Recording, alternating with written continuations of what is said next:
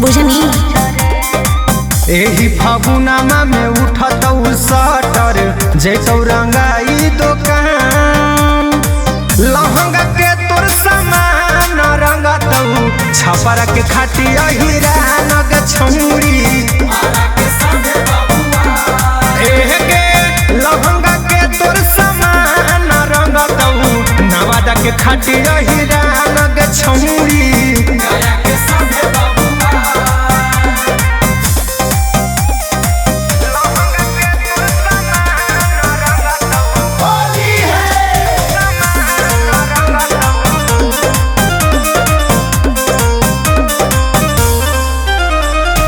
हमर जवानी नहीं बर्दाश्त हो तो देख के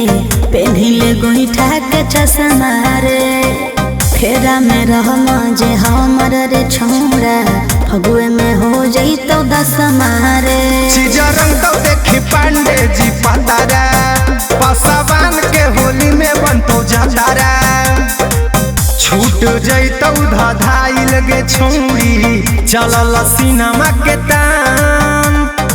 लहंगा के तोर सामान रंगतौ छपरा के खाटिया हीरा नग छौरी लहंगा के तोर सामान रंगतौ पटना के खाटिया हीरा नग छौरी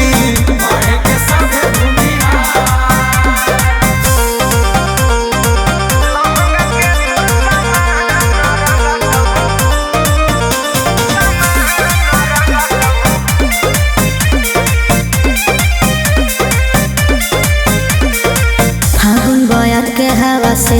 गो खिलल हम ही बाबू कली रे जवन गली में हो हमर इंटरी वहाँ मचल खल बली रे जहिया यही कुसवा हाजी के जाल में देतौ रंगावा लगाई दोनों गाल में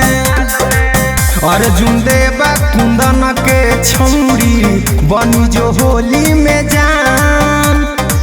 लहंगा के तोर सामान रंगतौ ना लंदा के खाटिया हीरा नग छौरी लहंगा के तोर सामान रंगतौ जा मुई के खाटिया हीरा नग छौरी।